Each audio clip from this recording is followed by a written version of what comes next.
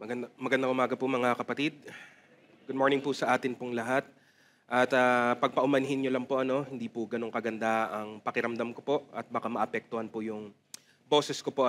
Pero sa tulong at biyaya ng Diyos, hindi po ito maging hadlang sa atin pong pakikinig ng kanyang salita. Amen po ba? Kaya sa umagang ito, balik po natin sa Diyos ang pinakamataas na kapurihan.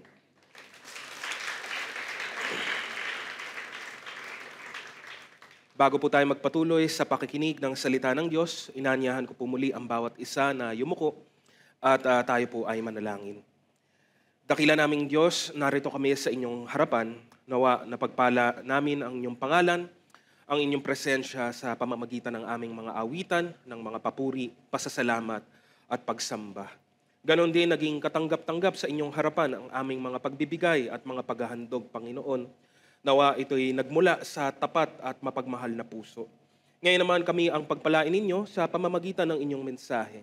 Ang inyong mga salita na buhay, Panginoon, ang siyang magkaloob sa amin ng kalakasan, ng panibagong sigla, ng karunungan, ng inspirasyon, at higit sa lahat, Panginoon, ng mga inyong mga saloobin para amin pong sundin at amin pong ipamuhay.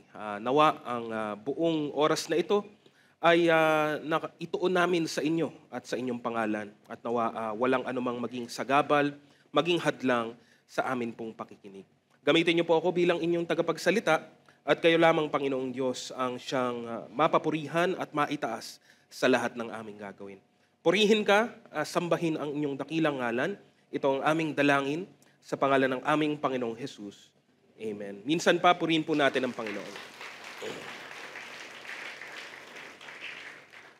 Noon pong nakaraang linggo, atin pong narinig ang mensahe patungkol po sa isang propeta po, si Propeta Elias or si Prophet Elijah. At kung paano po dinemonstrate ng Diyos ang kanyang napakatinding kapangyarihan sa pamamagitan ng kanyang ministeryo. No? Kung paano po pinahiya ang mga propeta ni Baal, isang Diyos-Diyosan. Mga Diyos-Diyosan hindi naman po talaga totoo, pero marami pa rin pong naniniwala at sumasamba sa kanila.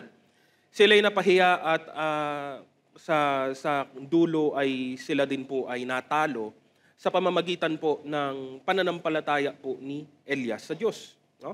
Si Elias naman ay nanatiling tapat sa Diyos hanggang sa wakas sa kabila ng mga kahirapan na kanyang dinanas. Lalo na nga't pakiramdam niya ay siya na lang ang nag-iisang tapat sa Diyos, makikita po natin patuloy na ang Diyos ay kumikilos na makapangyarihan sa buhay ng kanyang mga lingkod at ng kanyang bayan. At ang mensahe natin para sa umagang ito ay hindi po naiba doon sa temang ito.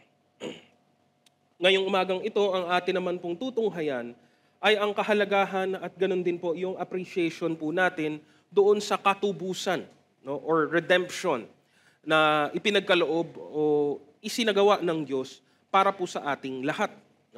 Tayo naman po ay tutunghay sa unang aklat ng mga minor prophet, ang aklat po ng Hosea. Tandaan po natin, ang lumang tipang mga propeta ay nahahati sa mga major and minor prophets.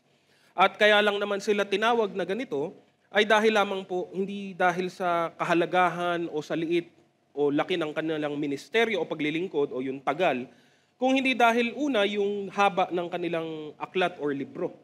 Pangalawa ay kung saan nakatuon ang kanilang pansin.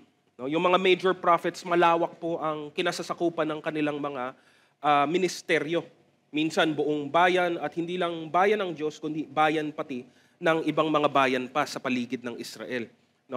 So, wag po tayong mag-alinlangan o baka naman tayo'y maliitin natin ang ibang mga propeta dahil hindi sila kasing laki ni Isaias, ni Jeremias, pero mahalaga po ang bawat aklat ng Biblia at mahalaga po ang bawat kapahayagan po ng Diyos galing po dito.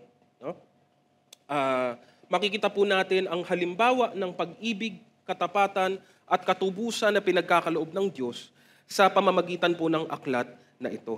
Kaya nga po, ang pamagat po ng atin pong mensahe ngayong umaga ay God's Redeeming Love.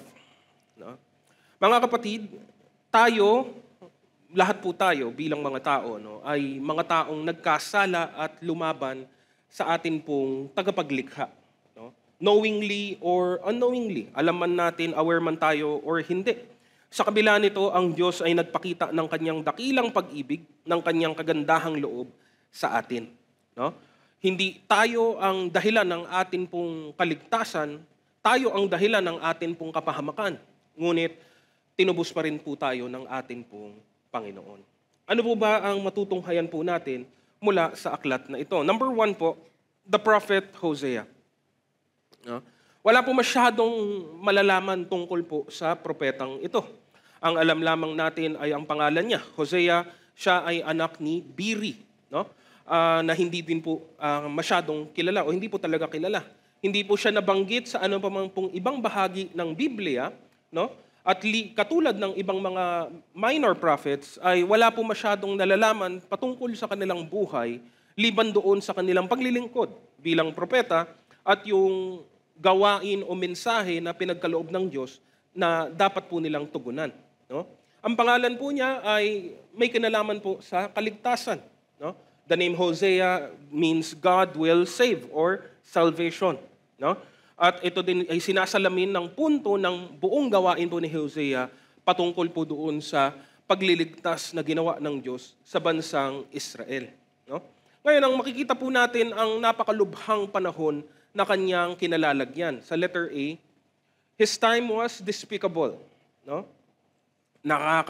Matindi pong kasamaan ang nagaganap at nangyayari noon pong panahon niya. Mababasa po natin sa aklat po niya, sa unang talata, ang sabi po, ang aklat na ito ay naglalaman ng mga pahayag ni Yahweh kay Hosea, na anak ni Biri. Si Yahweh ay nagpahayag sa kanya noong panahon ng paghahari sa Juda ni na Uzzias, Jotam, Ahaz at Hezekias. Si Jeroboam na anak ni Jehoas ang hari noon ng Israel. No, yung timeline po ng kanyang ministeryo ay makikita po dito.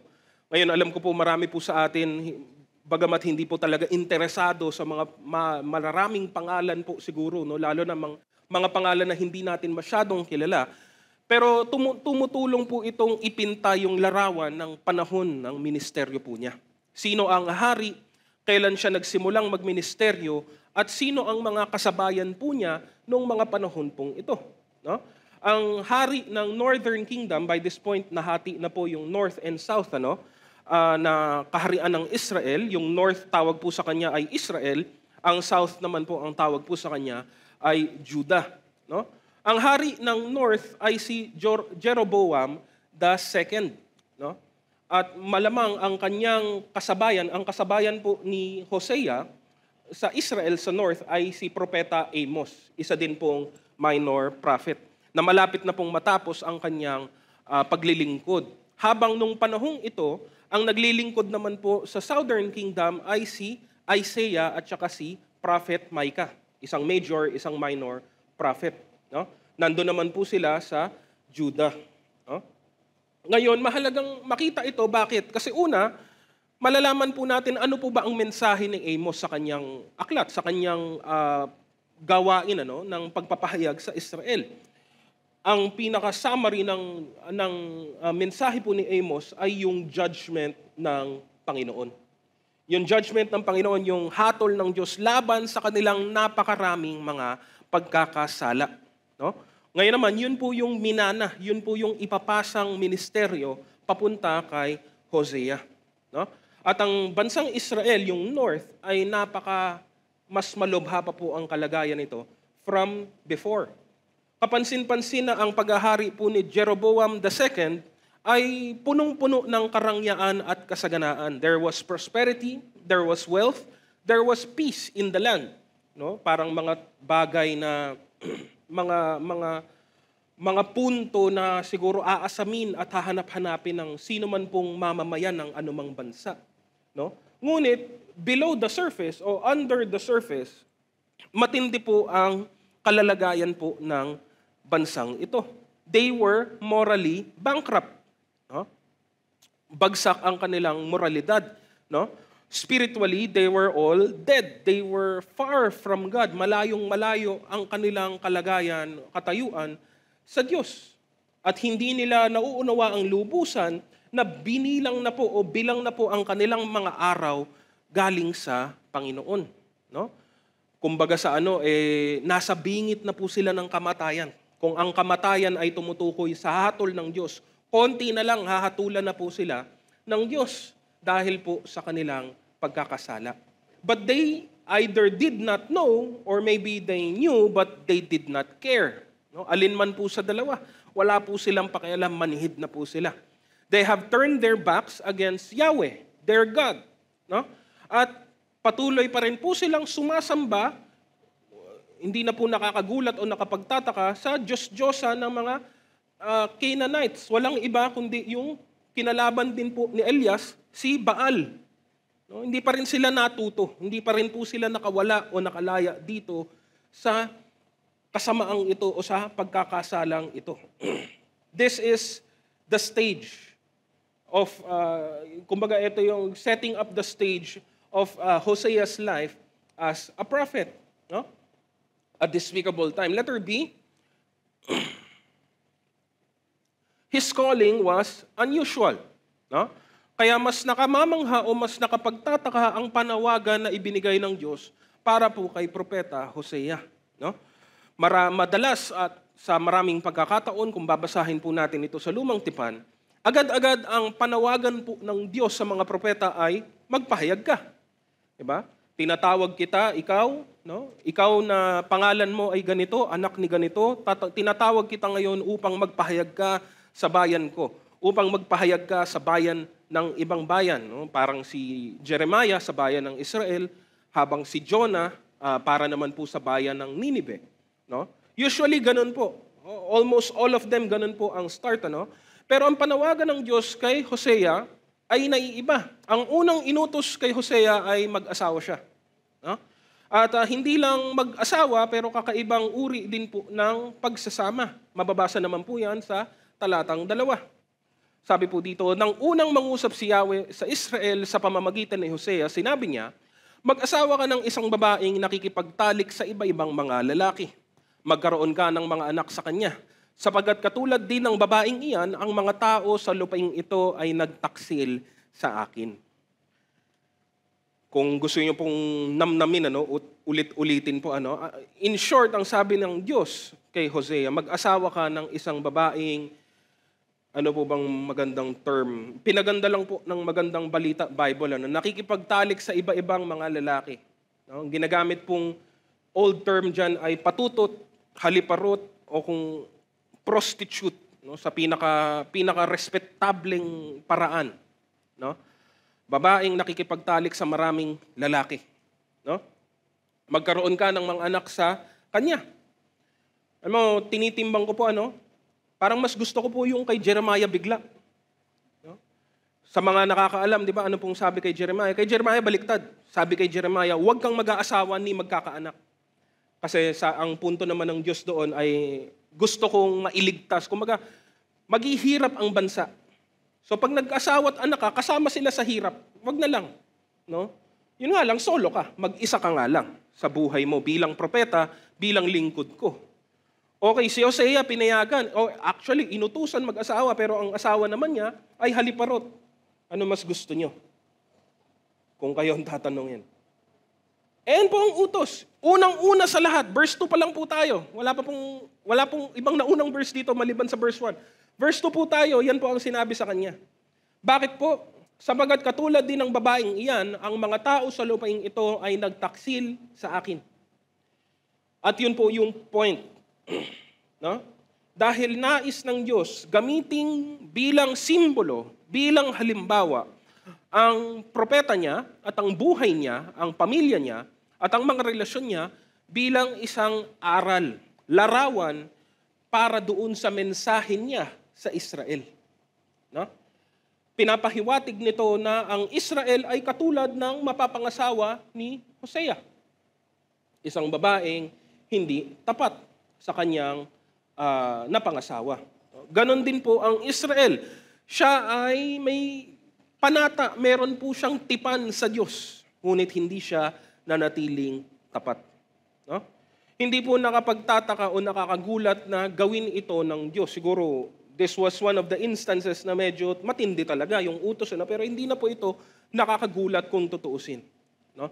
Maraming mga simbolo at pagsasalarawan na ginagamit ang Diyos para ipahayag at iparating ang kanyang mensahe.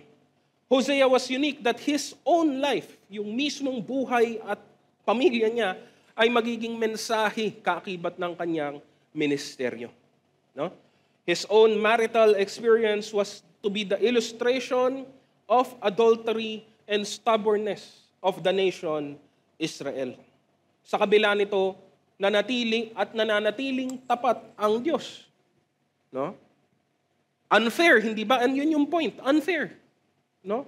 Yung isang partner sa marriage ay tapat, habang yung kabilang partner sa marriage ay hindi tapat.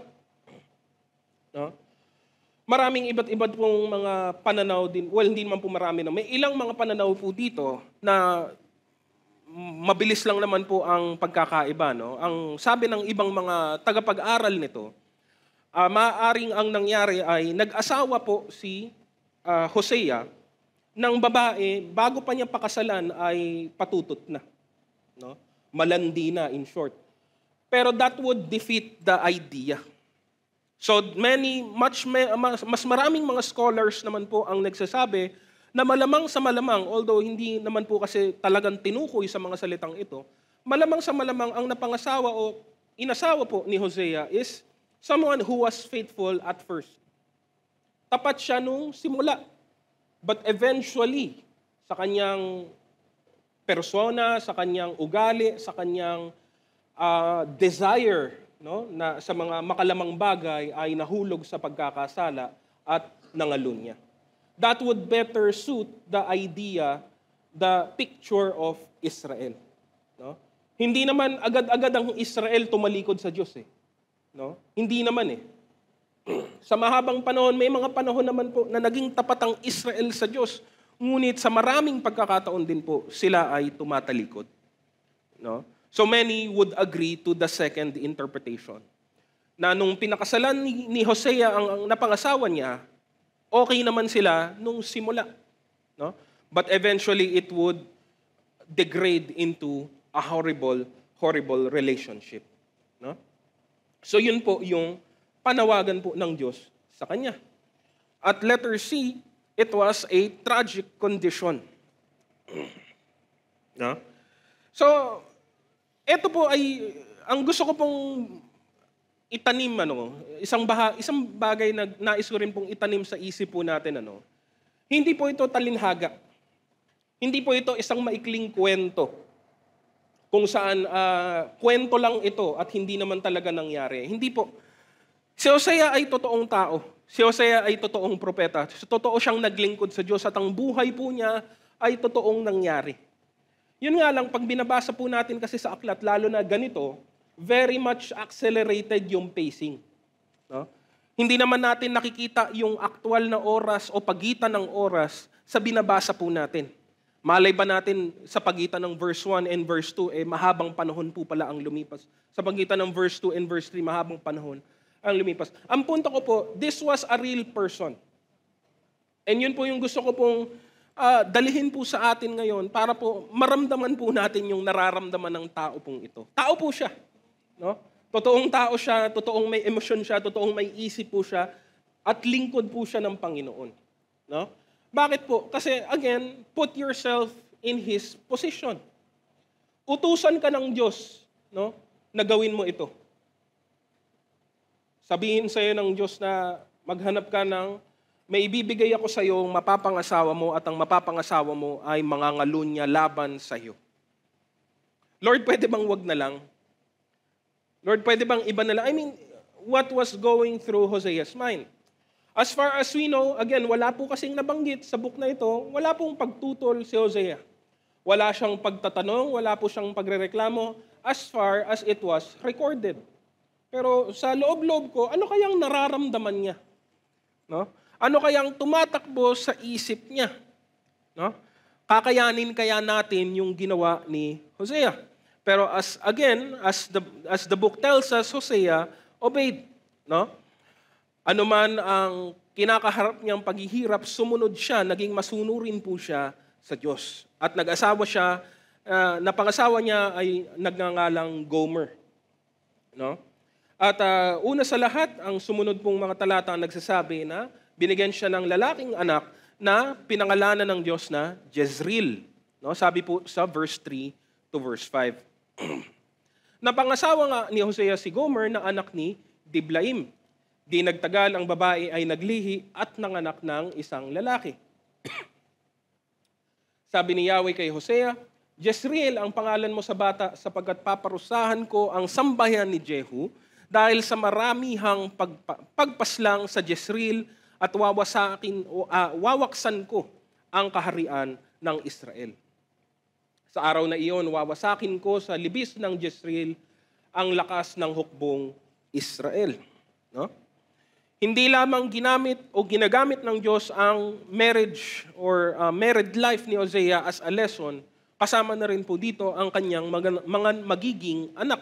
No? Katulad ni Isaiah, ganun din po. No? Ang mga anak o kahit ang mga pangalan ng anak ay naging simbolo at senyales ng mga pronouncement ng propeta. No? Ang lumalabas lamang po sa naging unang anak po ni Hosea, Jezreel ang kanyang pangalan, ito po ang nagdadala ng paalala ng judgment ng Panginoon. Liban dito, yung Jezreel ay pangalan po ng isang lugar, isang libis kung saan marami po ang namatay. Pinapahiwatig nito ang judgment ng Panginoon laban sa tahanan ni Jehu, laban doon sa dynasty na nagsimula pa matagal na panahon na. No? Kung tutuusin, binabalikan din ito ang kasamaan ng mga haring nauna kay Jeroboam II. Umabot yan hanggang sa panahon pa po ni Haring Ahab. Haring Ahab at yung kanyang napangasawa na si Jezebel, sila po ang pinaka kalaban naman nung panahon po ni Prophet Elijah. May matinding kasamaan at kasalanan itong mag-asawang ito. Liban pa sa pagligaw at sa pagsamba sa mga Diyos-Diyosan kay Baal, meron pong na-record na isang napakalubhang pangyayari sa aklat ng unang hari, 21, 1 hanggang 4. Ang sabi po dito, malapit sa palasyo ni Haring Ahab, sa Jezreel, sa Samaria, ay may isang ubasan na pag-aari ni Nabot. Isang araw sinabi ni Ahab kay Nabot, ibigay mo sa akin ang iyong ubasan. Gagawin kong taniman ng gulay sapagkat malapit ito sa aking palasyo. Papalitan ko ito ng mas mainam na ubasan o kung gusto mo naman, babayaran ko na lang ito sa tamang halaga. Ngunit ganito ang naging sagot ni Nabot. Minana ko pa po sa aking mga ninuno ang ubasang ito. Hindi papayagan ni Yahweh na ibigay ko ito sa inyo. Umuwi si Ahab na malungkot at masama ang loob dahil sa sagot ni Nabot. Nagkulong siya sa kanyang silid, hindi makausap at ayaw kumain. Napakasimple ng pangyayari. No? Isang araw, no, nakita ni Ahab yung ubasan malapit lang sa kanyang palasyo, sinubukan niyang bilhin, hingin, kunin. No? Hindi naman niya inagaw eh. No? Buti naman, di ba? Parang tinanong pa niya muna. No? Either gusto mo bibigyan kita ng kapalit na ubasan sa ibang lugar o babayaran na lang kita. Kasong sagot ni Nabot, iba. No? Hindi lang sa ayoko, kundi hindi papayag si Yahweh na ibigay ko sa iyo ito. No? Ano man ang dahilan, hindi na nabanggit yung mas malalim, pero yun yung sagot sa kanya. At etong hari na to ay nagtampo, nagmaktol, nagkulong sa kwarto at nalungkot. No? Ang sumunod po dito ay ang pagkilos ng kanyang magaling sa kasamaan. No? Napakagaling niyang asawa na si Jezebel. Basahin ko na po yung sa verse 7 at hanggang sa verse 10. Sagot sa kanya ni Jezebel, para ka namang hindi hari ng Israel. Halika na, kumain ka at huwag ka nang malungkot. Ibibigay ko sa iyo ang ubasan ni Nabot. Gumawa ang reyna ng ilang sulat sa ngalan ng hari. Tinatakan ng pantatak ng hari at ipinadala sa mga matatandang pinuno at pangunahing mamamayan sa lungsod na tinitirhan ni Nabot. Ganito ang sabi niya sa sulat, magpahayag kayo ng isang araw ng pag-aayuno. Tipunin ninyo ang mga tao at parangalan ninyo sinabot. Kumuha kayo ng 2 sinungaling na saksi na maghaharap ng ganitong sumbong laban sa kanya. Nilapastangan niya ang Diyos at ang hari. Pagkatapos dalhin ninyo siya sa labas ng lungsod at batuhin hanggang mamatay. At nangyari nga po yan. Hindi ko na po binasa kasi as is. Kung paano po pinlano ni Jezebel, ganun nga po ang nangyari. Nagkaroon ng pag-aayuno, no? Pinarangalan, sinabot. Ang ginamit po dito ay 2 sinungaling na saksi. Ang ginamit po sa ESV ay 2 walang kwentang tao, worthless men. No? 2 sinungaling na saksi na maglabas ng paratang laban kay Nabot.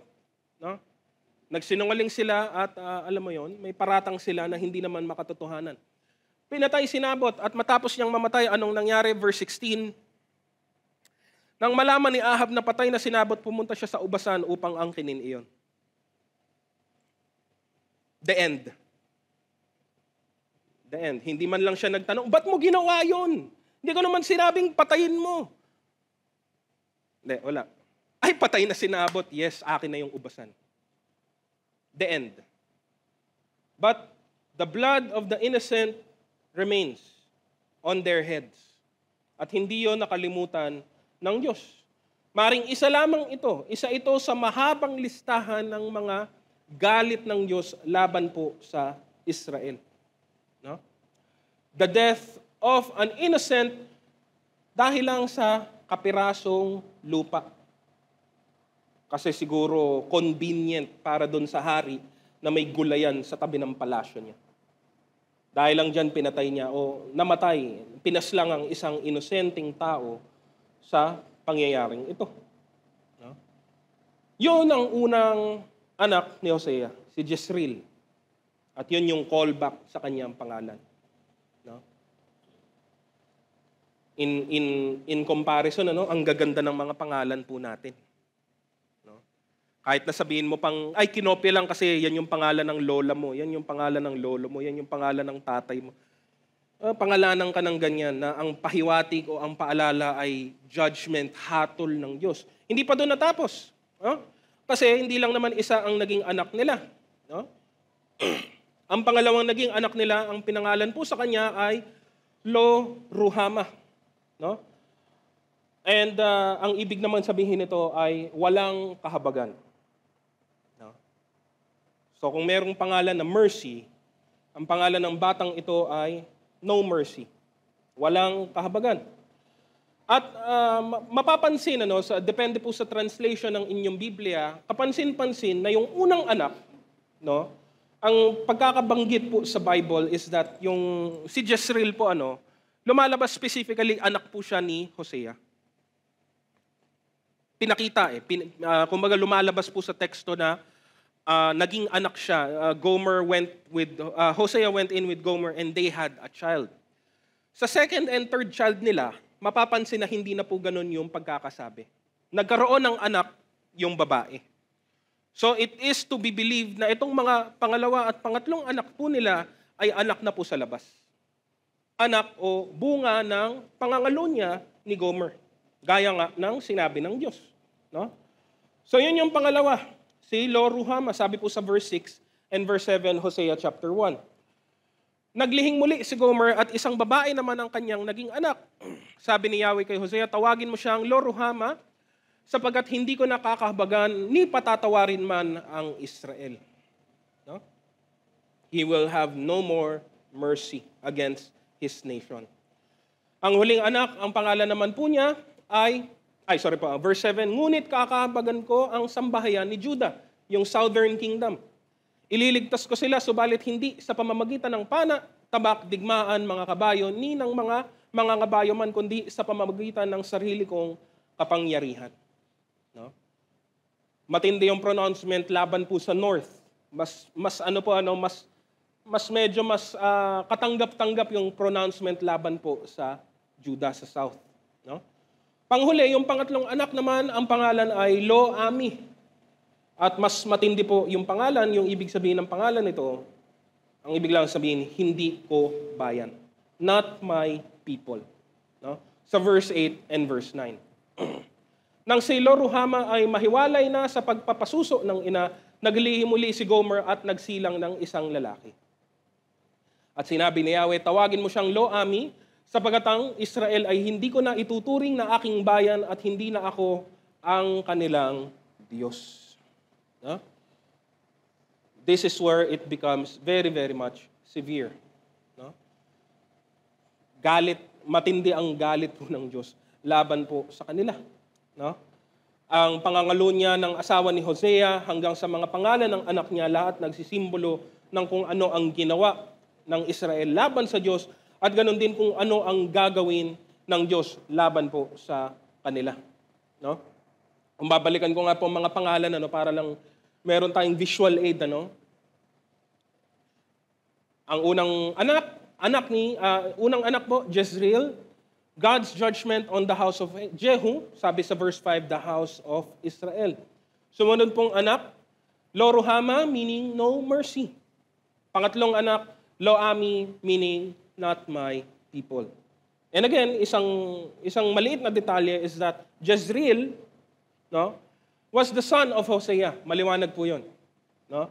Pero ang pagkakabanggit sa Bible, si Lo-ruhama at si Lo-ruhama was the daughter of Gomer. Hindi siya dinidikit sa pangalan ni Hosea technically. No? And ganun din po kay Lo-ami. He was the son of Gomer. No? Maaring anak na sila sa resulta ng pangangalo niya ng asawa po ni Hosea. So yun po, para lang may konti tayong visual aid po. Kasi ito po, this was the setup, this was the ministry, this was the life of Hosea. This is Hosea and his family. No? Imagine mo, tawagin ka ng Diyos para maglingkod sa ganitong paraan. Sa kabila nito, naging masunurin siya sa Diyos. No? At bagamat nabasa natin ito sa mabilis, segundo lamang po, mababasa mo ang ilang mga talatang ito, malamang sa totoong buhay, Hosea and Gomer were married for years. No? Hindi naman pwede pagkatapos ng pagka 9 months, buntis agad ulit, di ba? Hindi po. Kahit nabasa po natin kanina, nabanggit, nung matapos ng magpasuso sa isa, saka po muli naglihi. No? Mahabang panahon din po ang itinagal ng mga pangyayari pong ito. Maaring sa simula, ang asawang si Gomer ay naging tapat, ngunit habang tumatagal ay nahihiwalay na sa kanyang pamilya, nahiwalay na sa kanyang asawa, sa kanyang pagiging tapat sa kanya. No? This was the calling of Hosea. His life and family was a symbol of wickedness of Israel. Kung nakakagalit si Gomer, mas nakakagalit po ang bansang Israel. That's the point. No? Kung nakakainis siya, no? 'Di ba, lalo na ngayon, marami pong tao, generally speaking, ay galit na galit pa rin po sa issue ng cheating sa relationship. At dapat lang naman. No? Pag naririnig ko yon is napapa-agree ako, tama lang, di ba? Sino bang matutuwa o masisiyahan na malaman ang pangangalo niya o pangangaliwa sa anumang relasyon? No? Just like pag nababasa natin ito, nakakainis yung taong ito, pero again, simbolo lamang ito doon sa ginagawa ng Israel sa mahabang panahon. No? Di ba? Si Hosea propeta, naglilingkod. Si Gomer, anong ginagawa? Nangangalo niya, nakikipagtalik sa iba't ibang mga lalaki, no? Dishonoring herself and her husband, doing shameful things. No? At ganun nga ang pahiwatig ng Diyos sa Israel. They dishonored their covenant with the Lord. No? At hindi po natutulog ang Diyos. Hindi po siya bulag o bingi. Nakikita niya ang lahat ng kanilang ginagawa. Kaya tingnan po natin number 2, the predicament of Israel. No? Ngayon, ano nga ba ang makikita po natin? Again, yung buhay ni Hosea ay simbolo lamang po ng bansang Israel. No? To illustrate the covenant relationship between God and His people. Maraming beses pinapahiwatig ng Israel ang babaeng napangasawa, no, ng Diyos. No? Yun yung illustration na madalas din pong ginagamit. God was always being seen as the faithful and loving husband. At tinutupad niya ang lahat ng kanyang mga responsibilidad. He would provide, He would protect, and He would care for His people. Ngunit yung kanyang bansa na pinili ay hindi naman po nanatiling tapat, hindi naman po sumusunod, at hindi po nakadepende tanging sa Diyos lamang. No? Kaya, yun po yung makikita po natin dito. No? We can see, letter A, the sins of the nation. No? Ano nga ba ang kasalanan ng bansa sa panahong ito? No? Para mas maging specific po tayo. Sa chapter 4, verse 1, makikita po natin ang summary po nito. Dingginin niyo mga taga-Israel ang pahayag ni Yahweh sapagkat may bintang siya laban sa inyo. So luping ito ay walang katapatan, walang pagmamahalan, at walang pagkakilala sa Diyos. I mean, that's it. Yun lang, sapat na po. I mean, isa lang po dyan, sapat na sobra na Pero yan po ang summary ng kanilang mga gawain laban sa Panginoon. Hindi sila naging tapat, hindi sila nagmamahalan, at walang kumikilala sa Diyos. No? Wala silang katapatan. No? Their dealings with the Canaanite people and religions brought with them idol worship and immoral practices. Again, nagsimula pa ito panahon pa ni Elias. No? Na marami pong tumalikod sa Diyos at sumamba sa mga Diyos-Diyosan. Maliwanag ang utos ng Diyos, you will have no other gods before me. No? But they have committed spiritual adultery, they have committed idolatry. No? Ang pinakamasakit sa lahat, alam niyo po kung bakit? I mean, hindi ko naman po siguro kailangan ipaliwanag po ng malalim bakit masama ang idolatry o pagsamba sa mga Diyos-Diyosan. Pero kung kikilatisin mo po ano bang ginagawa nila? Itong mga Diyos-Diyosang ito, they don't exist. They're nothing. They're figments of the imagination. Binigyan lang nila ng hugis at ng pangalan sa kanilang sarili mga isip, but they do not exist in reality. So ano nangyayari? Isang napakalaking insulto sa Diyos na may ginawa ang Diyos sa buhay mo, sa buhay ng kanyang bayan, at ang ganti nila o ang sagot nila ay salamat kay Baal. Ang labo, hindi po ba? I mean, ginamit ko na po yung napakababaw na illustration na ito maraming beses na parang inabutan ka ng kaibigan mo ng regalo at nagpasalamat ka sa hangin. Eto nga pala regalo ko sa iyo. No? Happy birthday. Eto yung kaibigan mo, humarap ka dito, ay salamat. Salamat sa regalong ito. Para kang mukha ka talagang baliw kung ganoon. Nobody does that. And yet that is what idolatry is. It is attributing to these, not gods, the power of God, the presence of God, the provision of God. Kaya it's more than just, ay sumasamba sila sa Diyos-Diyosan. Ay kasi sabi ng Diyos ayaw niya.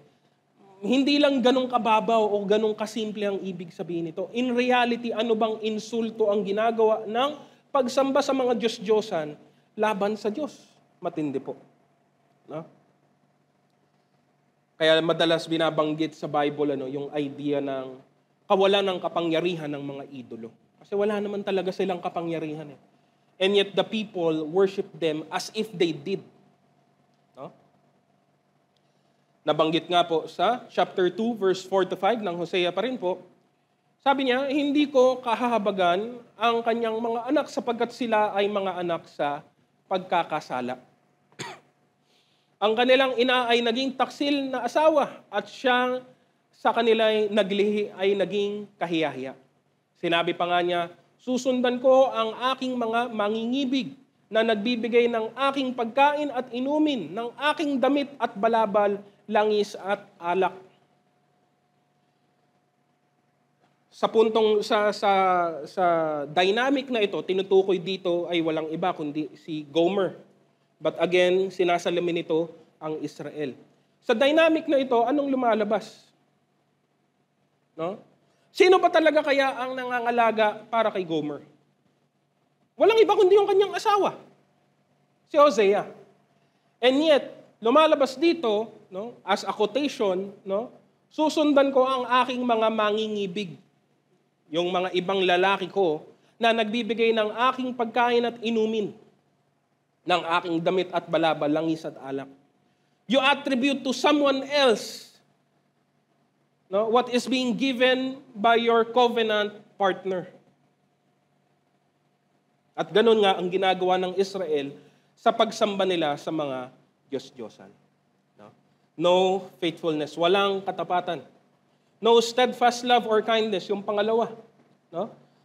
Para bang nakalimutan ng Israel na sila ang kanyang piniling bayan. Nakalimutan nila o nakaligtaan na nila ang pag-ibig at kagandahang loob. At ang pumalit naman dito ay mga karumal-dumal na bagay sa mata ng Diyos. Sabi naman po sa chapter 4 verse 2. Sa halip ay laganap ang pagtutungayaw at pagsisinungaling, pagpatay, pagnanakaw at pangangalunya. Nilalabag nila ang lahat ng batas at sunod-sunod ang mga pamamaslang.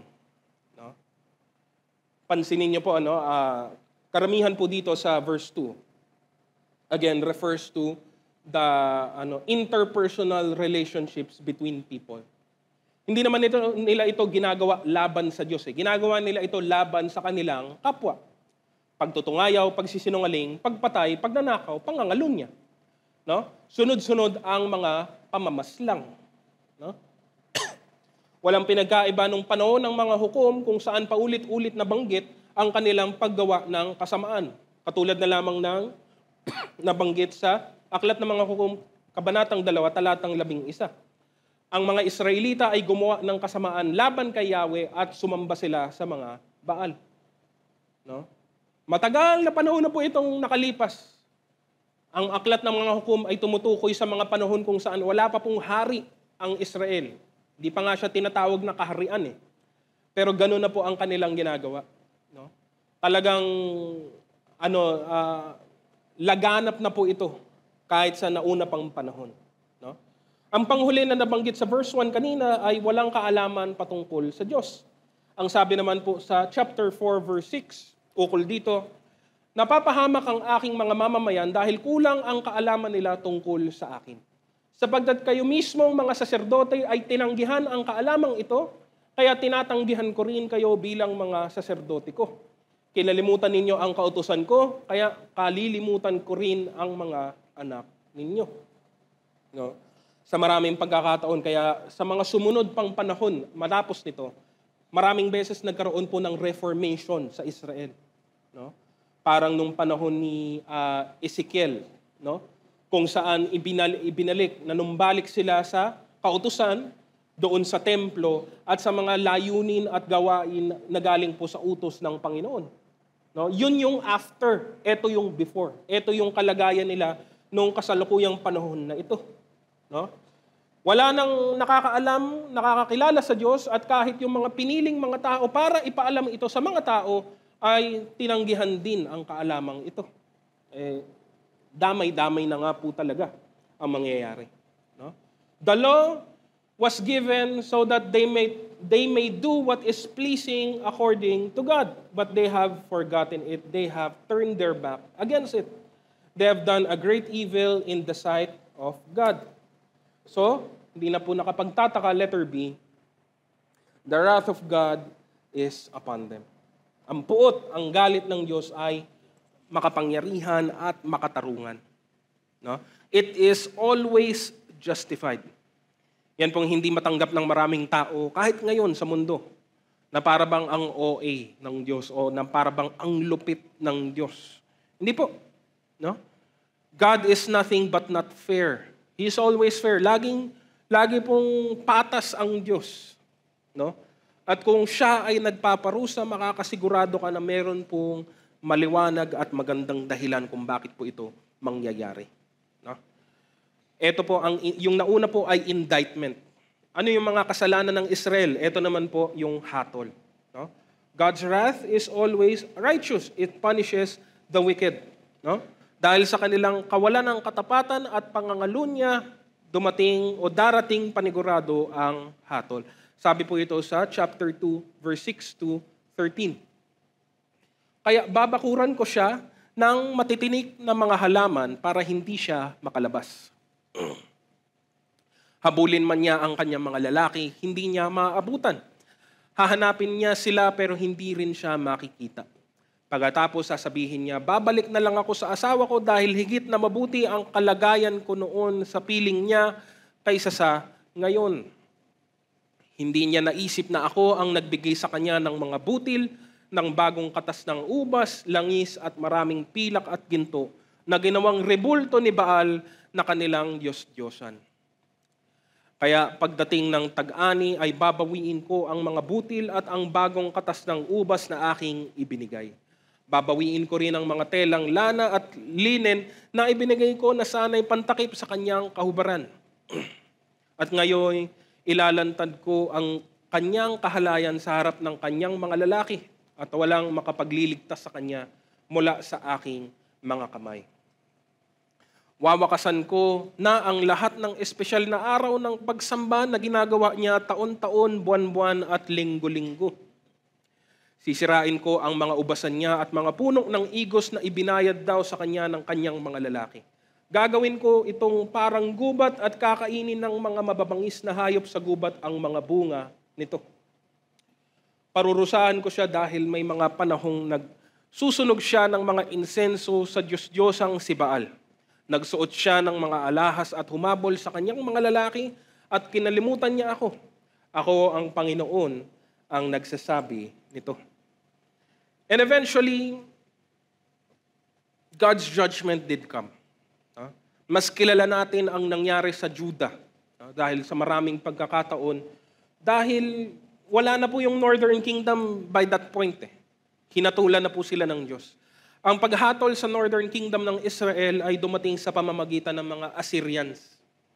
No? At ganun din parang sa Babylonia, nung ginawa sa South, sila ay sinakop, sinalakay, at marami po sa kanila ay pinatay. Yung ibang mga nakasurvive nagkalat, yung iba siguro napunta sa pagkabihag, yung iba ay napunta sa Southern Kingdom, pero matindi po ang pagkakaparusa ng Diyos sa kanila. No? What does this mean for us? The judgment of God is no joking matter.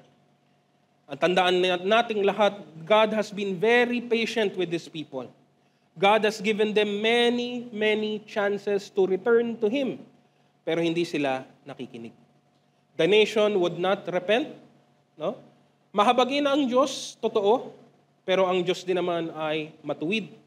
He will not let the wicked go unpunished. Sabi po sa Kawikaan 11:21, ang taong masama, tiyak na parurusahan, ngunit ang matuwid ay makakaligtas. Tiyak po ang kaparusahan lagi sa mga masasama at makasalanan. Ang tanong ngayon is, anong kinalaman natin dito sa kwentong ito? No? Yun ay para sa Israel. What does this have to do with us? Well, it has to do with us many, many things. No? Madali pong sisihin o alam mo yun, iduro ang Israel dahil sa kanilang mga pagkakasala. No? Dahil sa kanilang pagkalimot sa Diyos. Sila ay pinagpala ng Diyos, iningatan ng Diyos, ginabayan ng Diyos, at ito ang kanilang sagot. Ito ang kanilang bayad sa Diyos. No? May tawag po tayo dyan. Tawag po natin dyan sa pinakamababaw ay ingrato. Ungrateful. Pero think about it. Anong pinagkaiba natin sa kanila? No? Sa totoo lang. Kinaligtaan nila ang kanilang tipan sa Diyos, pero sino sa atin ang makapagsasabing mas mabuti ang ating kalalagayan sa harapan ng Diyos? Ang mensahe ng Biblia ay napaka-simple. Ang lahat ay nagkasala laban sa Siya na lumikha. No? At imbes na tayo ay magpakumbaba at aminin ang ating mga kasalanan, atin pa po itong ikinatutuwa at ipinagdiriwang. Pinagdiriwang natin ang kasamaan habang iniinsulto natin ang buhay na Diyos. Ano sabi po ng Roma? Hindi ko na po sinulat. For all have sinned and fall short of the glory of God. We are no better than them. No? Tayo rin ay nagkasala laban sa Diyos. At dahil din sa ating mga pagkakasala, ang puot at hatol ng Diyos ay darating din naman sa atin. The wicked will not go unpunished. No? The wrath of God is coming. Pero, hindi nga po doon natapos ang kwento. Kasi kung doon lang ang kwento, wala na po, uwi na po tayo. No? Gagayahin ko na lang po si Haring Ahab. No? Kung ganun lang din, parurusahan pala ako ng Diyos, magkukulong na lang ako sa kwarto at magmamaktol. Wala pala akong takas eh. Diba? Tatampo na lang ako. Eh, hindi po doon natatapos ang kwento, hindi po doon natatapos ang mensahe ng Biblia, at hindi din po doon natapos ang buhay po o yung ministry po ni Hosea. Number 3 is that God's love endures. Salamat na nga lang at hindi doon natapos kasi kung hindi, wala na pong pag-asa. Pero meron pong pag-asa dahil nga po sa mabiyayang pag-ibig ng atin pong Panginoon. Ang pag-ibig ng Diyos hindi nakadepende kung sino tayo, pero nakadepende ito kung sino siya. It depends on who God is, not who we are. At pinapahiwatig at pinapakita ng Diyos ang kanyang pag-ibig, no, sa mundong ito. Hindi katulad ng pag-ibig ng mundong ito. Pansamantala at panandalian lamang nakabase sa mga magaganda at kaaya-ayang bagay. No? Ang pag-ibig ng Diyos ay nakabase sa kanyang pangwalang hanggang kabutihan at kahabagan. No? Sa kabila ng masamang kalagayan ng kanyang bayan, letter A, His love continues. No? Sa lahat ng nangyari sa buhay ni Hosea, hindi pa rin po tapos ang Diyos. No? Sa puntong ito, ang nangyari is that after a while, after na mga anak, maisilang na ni Gomer ang mga anak niya, ay nagpakarangya na siya. Kumbaga, nagpakasasa na siya sa buhay niya bilang haliparot. No? Nilamon na siya ng kasamaan po niya at ng kanyang mga gawain. No? Iniwan na niya ang kanyang asawa at nakisama kung kani-kanino. No? Pero hindi po doon natapos ang utos ng Diyos kay Hosea. No? Ang utos ng Diyos kay Hosea dumating po muli sa chapter 3 verse 1. Ang sabi naman po sa kanya, sinabi sa akin ni Yahweh, umalis kang muli at ipakita mo ang iyong pag-ibig sa iyong asawa, bagaman siya'y nangangalunya. Sapagat mahal pa rin ni Yahweh ang Israel kahit na sumamba sila sa ibang mga Diyos at laging naghahandog sa mga ito ng tinapay na may pasas. No? I mean, kamangha-mangha po ang pag-ibig ng Diyos. No? Kasi sa sanlibutan, wala na, quits na po yan. Tapos na, ano pang pag-uusapan natin? Pinili mo yan. Di, bahala ka sa buhay mo. Ang Diyos hindi po ganun eh. God's love is, alam mo yun, for lack of a better term, sometimes it can be described as stubborn. No? It doesn't quit. At hindi ito nagpapa-apekto sa mga mabababaw na bagay. Sabagat mahal pa rin ni Yahweh ang Israel. No?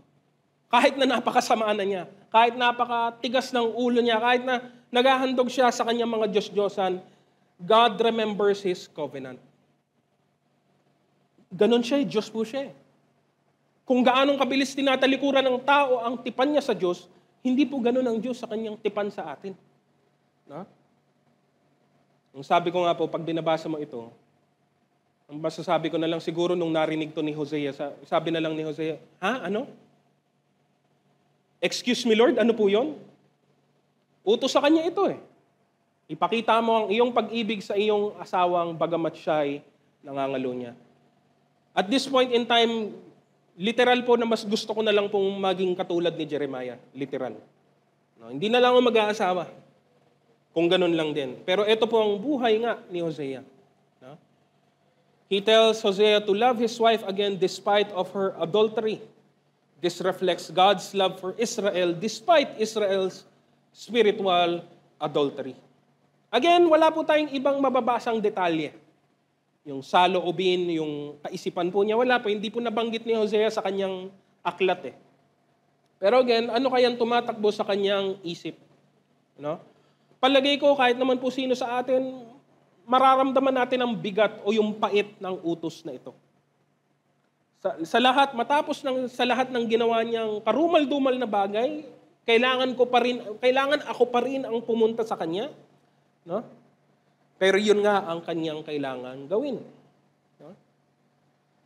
This shows just how much love God has for His people and for us as well. Though we reject, He still loves. Though we disobey, He still loves. Though we fail, He still loves. Sabi po sa 2 Timoteo, Kabanata 2, talatang 13, kung tayo man ay hindi tapat, siya'y nananatiling tapat pa rin sapagkat hindi niya maaaring itakwil ang kanyang sarili. God's love continues. It endures. No? At hindi lang po doon, letter B, His love also redeems. No? Ngayon, meron pong layunin si Hosea. Hanapin ang kanyang asawa. Again, pag binasa mo po ito, parang mabilis lang ang mga pangyayari. Pero sa realidad ng buhay, ganong katagal kaya niya to hinanap, ginawa, hindi po natin alam. No? Nasa na nga ba siya? Wala namang pong telepono, wala namang pong cellphone. Gano'n bang kalaki ang Israel? Malaki din po yun. Kahit Northern Kingdom lang. Saan na kaya siya nalipad? Saan na kaya siya napunta? Saan na kaya siya nakarating?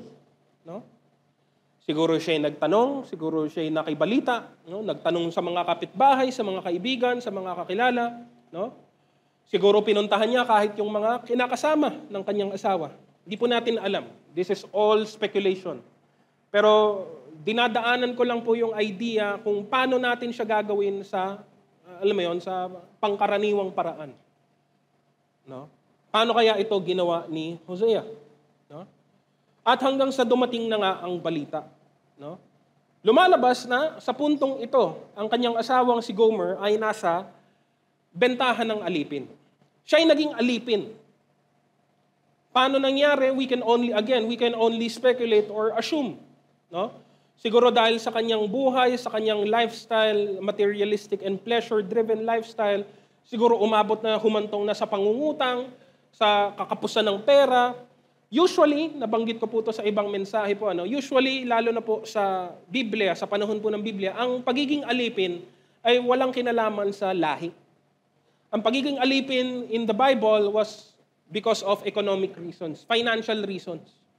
Pag ang tao hindi na makapagbayad ng utang niya, nagpapaalipin na siya or yun na yung bottom line. Magiging alipin ka because wala kang pambayad, yan yung magiging bayad mo. Yung paglilingkod mo bilang alipin ang magiging kabayaran ng pagkakautang mo. So yun ang nangyari. For whatever reason, it was not mentioned in the Bible anymore. Natagpuan niya si Gomer, binebenta bilang isang alipin. No? Hindi na siya makapagbayad. Ano pa man ang nangyari sa kanya, ito ang ginawa sa kanya ni Hosea. Sa chapter 3, verse 2. Kaya't binili ko siya sa halagang 15 pirasong pilak, at 150 na kilong sebada. No? Usually, at alam natin to hanggang sa bagong tipan, usually a slave was worth 30 pieces of silver.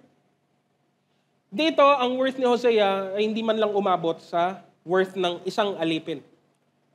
Ganon ang kababa ang kanyang kalagayan. No? Did not even make the price of a slave. No one wanted her anymore. No? Napagod na siguro, nagsawa na po siguro ang mga kinakasama niyang mga lalaki, wala nang may gusto sa kanya. At doon siya kinatagpo o natagpuan ni Hosea. Ganon po ang ginawa sa atin ng Diyos. You will find yourself in a situation, in a state where huhulas din po ang lahat.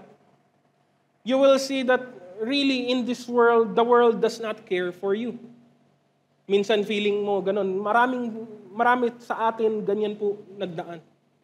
Feeling natin in na in tayo sa mundo. Feeling natin masaya tayo kasama ng mundo. Feeling natin kaibigan natin ng mundo. Pero kapag dumaranas na tayo ng hirap at problema, iiwan din po tayo ng mundo kasi. No? At pag doon na lang napag-iisa ka na, doon mo na lang mapag-iisip-isip, ano nang ginagawa ko sa sarili ko? No? Ganon din tayo natagpuan ng Diyos. Ganon natagpuan ni Hosea ang kanyang asawa. No? Tayo naman, may ibang tagapangalipin sa atin. Ang umalipin sa atin ay kasalanan. No? Kaya naman tayo ay binili din sa napakalaking halaga. This was our redemption. Kaya nga ang sabi, ang pinakamahalagang katotohanan sa atin pong katubusan ay matatagpuan po sa Roma, Kabanata 5, talatang 8. Ngunit ipinadama ng Diyos ang kanyang pag-ibig sa atin nang mamatay si Kristo para sa atin noong tayo'y makasalanan pa. Maring maliit na bagay para sa iba kung babasahin mo lang ito ng ganun-ganun lamang. But it makes it clear na minahal tayo ng Diyos nung panahong tayo ay hindi pa kaibig-ibig. Sa sanlibutan, baliktad, di ba? Para mahalin ka ng tao, kailangan maging maganda ka muna, maging marangya ka muna, maging mabango ka muna, maging kaya-aya ka muna. Tsaka ka tatanggap ng pag-ibig sa iba. Ang Diyos, pinapahiwatig niya ang kanyang pag-ibig, ang katubusang ipinagkaloob niya sa pamamagitan ni Kristo dahil ginawa niya ang lahat ng ito nung tayo ay makasalanan pa. Nung tayo ay alipin pa ng kasalanan, nung tayo ay mga walang kwentang mga tao sa ilalim ng paghahari ng kasalanan. No? Sabi po sa English, mas maikli, di ba sa English? While we were still sinners, Christ died for us. Kaya naman ang sabi sa Efeso, Kabanata 1, 7-10, tinubos tayo ni Kristo sa pamamagitan ng kanyang dugo, at sa gayon ay pinatawad na ang ating mga kasalanan. Ganoon kadakila ang kanyang kagandahang loob na ibinigay sa atin. Sa pamamagitan ng kanyang karunungan at kaalaman, ipinaunawa sa atin ng Diyos ang hiwaga ng kanyang kalooban na isa sa katuparan sa pamamagitan ni Kristo pagdating ng takdang panahon. Layunin niyang tipunin ang lahat ng nilikha sa langit at sa lupa at ipaisailalim ang mga ito kay Kristo. Ang katubusan natin ay nagmula sa atin pong Diyos pa rin po sa pamamagitan ng ating Panginoong Hesus. Ngayon, bago tayo maligaw o malingat, ito ay sa pamamagitan lamang din po ng pananampalataya kay Kristo. No? Hindi po ito kusang darating sa iyo, kailangan mong manalig sa Kanya. No? And letter C, His love eventually restored. Nang matagpuan niya si Gomer, binili niya magmula sa pagkaalipin ang kanyang asawa. At ano pong nangyari pagkatapos, verse 3, at sinabi ko sa kanya, manatili kang tapat sa akin. Huwag ka nang mangalunya o makipagtalik pa sa ibang lalaki. Ako ay magiging tapat sa iyo. No? Sa kabila ng lahat ng ginawa ng babaeng ito, ang kanyang asawa, si Hosea, ay nagpakita pa rin ng katapatan at pag-ibig sa kanya. Dahil nga, sinasalamin nito ang pinapakitang pag-ibig at katapatan ng Diyos sa kanyang bayan. This is what is amazing about God's love. No? Bakit amazing grace? Bakit amazing love? Kasi ang love, nararanasan naman natin yan kahit sa mundo eh. 'Di ba? Ang grace mas masela na topic kasi very specific yung conditions ng grace eh. Pero what's so amazing about the love of God? This is it. Because ang love sa mundo, laging may kapalit. Laging may katumbas, laging may dapat kang panapat. Sa Diyos, amazing ang love ng Diyos. Kasi sa kabila ng ating pagkakasala, pinaranas pa rin niya ang pag-ibig niya sa atin. A love na hindi po partial, alam mo yon? Isang pag-ibig na hindi po pwede na, no? O para bang pasang-aawa. It's a real love, a true love na nagpatawad, naglinis, at nag-ayos ng atin pong mga buhay. That's what's amazing about the love of God. No? Hindi ba nakapagtataka? Hindi ba dapat si Gomer ang nagsasabi nito? Hindi ba dapat siya yung nagsasabi na, Hosea, alam mo, tama ka pala. Or Hosea, alam mo, nagkamali ako. Alam mo, magmula ngayon, magiging tapat na. Hindi. Si Hosea nagsasabi nito. No? Manatili kang tapat sa akin, huwag ka nang mangalunya o makipagtalik pa sa ibang lalaki. Ako ay magiging tapat sa iyo. Na para bang si Hosea pa ang kailangan magpaalala sa kanya na ako, tapat ako lagi sa iyo. Sa kabila ng pagkakasala ni Gomer laban sa kanya, hindi naging, alam mo yun, hindi sinabayan ni Hosea ang kasamaang ginagawa ng kanyang asawa. No?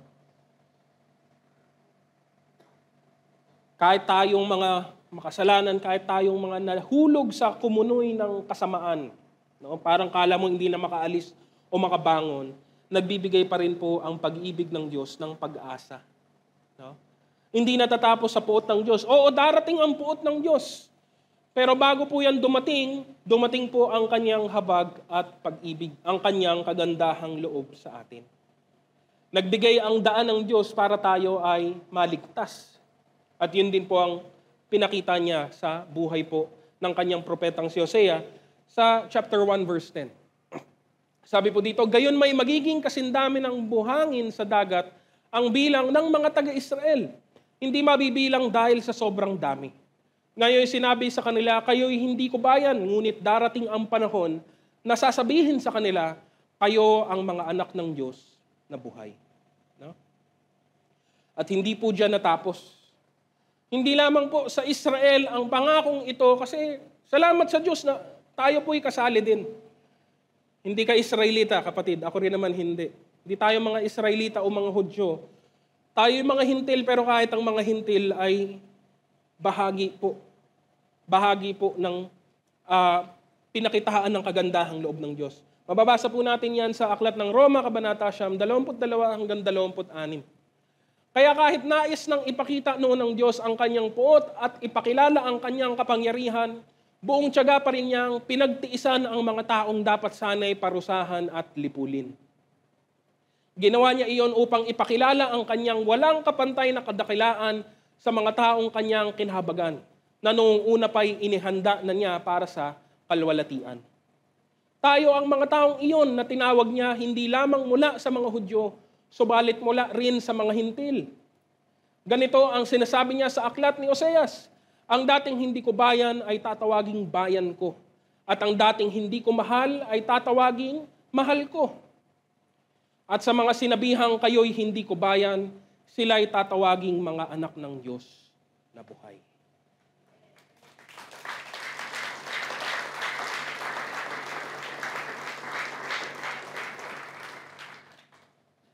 Kaya nga po, nakamamangha ang pag-ibig ng Diyos. Hindi po salita lang ang pag-ibig ng Diyos. Kaya nga ito po yan Ito po yan mga kapatid, lalo na tayong mga mananampalataya kapag dala-dala natin ang magandang balita. Darating ang parusa, sigurado po yan. There's no doubt about it. And ang point is, wag mong ma-miss out. Wag ma-miss out ng sino mang tao ang pag-asang ito. Kasi it's given to all, but not everybody is partaking. And yun ang katotohanan. Kaya habang tayo'y humahayo, yan po ang alalahanin natin. Dapat tayong parusahan, pero pwede namang makaiwas. Nandiyan na yung habag ng Diyos kung atin lamang po itong tatanggapin. Kung tayo ay sasampalataya. Kaya nga doon ko po babanggitin yung atin pong morning devotion kanina, kaakibat nito, unang Pedro Kabanata 2, hanggang 10. Ngunit kayo ay isang lahing pinili, grupo ng maharlikang saserdote, isang bansang nakalaan sa Diyos, bayang pag-aari ng Diyos upang magpahayag ng mga kahangahangang ginawa niya. Siya ang tumawag sa inyo mula sa kadiliman patungo sa kanyang kahangahangang kaliwanagan. Kayo'y hindi bayan ng Diyos noon, ngunit ngayon kayo'y bayang hinirang niya. Noon, pinagkaitan kayo ng habag, ngunit ngayon tinatanggap na ninyo ang kanyang habag. No? Ang katubusang naranasan ni Gomer sa pamamagitan ni Hosea ay sinasalamin yung katubusan na ipinagkakaloob ng Diyos sa ating lahat. Sa Hudyo, pati na rin sa mga hintil. No? Ang kabutihan ng Diyos sa bansang Israel ay isang anino lamang ng gagawin at ginawa na nga ng ating Panginoong Hesukristo nang ialay niya ang kanyang buhay sa krus ng Kalbaryo. Wala po, paumanhin kay Hosea, hindi matatapatan ng ginawa ni Hosea ang ginawa ng ating Panginoong Hesukristo. At wala naman po talagang kahit sino man po sa atin, kahit gaano pang katinding sakripisyo ang pinagdaanan natin, hindi natin kayang tapatan ang ginawa ng ating Panginoong Hesus sa krus. It is the ultimate act of love and mercy that God has showed us. And ang access, paano ito mapapasa atin? Sa pamamagitan ng pananampalataya kay Kristo. No? Yun lang ang tanging paraan. Para po sa ating pagtatapos, wala pong anumang bagay ang maikukumpara at maitutumbas po natin sa pag-ibig ng Diyos. Nothing even comes close. Ang kanyang pag-ibig lamang ang sadyang tunay na tapat. Kahit tayong mga mananampalataya, marami pa rin tayong mga pagkakamali, mga pagkukulang, sinasadya, madalas hindi sinasadya. Dahil tayo'y kapos. Pero ang Diyos, hindi po siya kinakapos kahit kailan. Ngayon, anong lesson? No? Huwag na nating gayahin ang asal ng Israel. Mas lalong huwag nating gayahin ang ginawa ng asawa ni Hosea na si Gomer. No? Huwag mong hanapin ang mabilis namang mahanap sa Diyos sa ibang lugar. No? Nandiyan ang Diyos, ba't hindi siya ang iyong lapitan? Ba't hindi siya ang iyong kilalanin? Ba't hindi siya ang iyong sambahin at mahalin? No? Mapaalalahanan tayo ngayong umaga na dapat ang pananampalataya natin ay nakafocus doon sa Kanya, na umibig sa atin. No? Nagmahal sa atin, nagpakita ng habag sa atin, at tumubos sa atin. Ang sama imagine yung reality na ginawa itong lahat ng Diyos para sa iyo. Ngunit hindi mo siya mapasalamatan man lang. Ginawa ito lahat ng Diyos para sa iyo, ngunit hindi mo man lang maipahayag ang kanyang pangalan. Nakakahiya at nakakahiya naman po talaga. Nakakapanliit. Pero may panahon pa, hindi pa po huli ang lahat. Habang may hininga po tayo, habang may buhay po tayo, maaari nating sundin at gawin ang nakalulugod sa kanyang pangalan. No? Alalahanin mo kung gaano kang minahal ng Diyos sa kabila ng iyong mga pagkukulang at mga pagkakamali. No? Sa pagtatapos po natin, nais ko pong basahin bilang pagtatapos ng atin pong gawain. Ang aklat ng awit, 103, 1-5. Pupurihin ko ang Panginoon. Buong buhay kong pupurihin ang kanyang kabanalan. Pupurihin ko ang Panginoon at hindi kalilimutan ang kanyang kabutihan. Pinatatawad niya ang lahat kong kasalanan at pinagagaling ang lahat kong karamdaman. Inililigtas niya ako sa kapahamakan at pinagpapala ng kanyang pag-ibig at habag. Pinagkakalooban niya ako ng mga mabubuting bagay habang ako'y nabubuhay. Kaya ako'y parang nasa aking kabataan at malakas tulad ng agila. Ano mang mabuti na mayroon sa atin, lagi mong tandaan na iyan ay galing sa Diyos. Ano mang mabuti, ano mang marangal, ano mang maganda na mayroon sa buhay natin, tandaan mo na yan ay biyaya ng atin pong Panginoon. At kilalanin natin siya, sambahin natin siya, at pasalamatan natin siya ng nararapat. Sa umagang ito, ibalik po natin sa Diyos ang pinakamataas na kapurihan.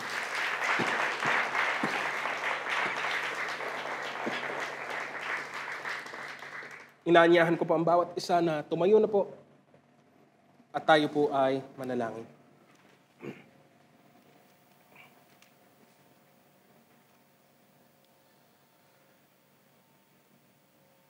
Manalangin po tayo.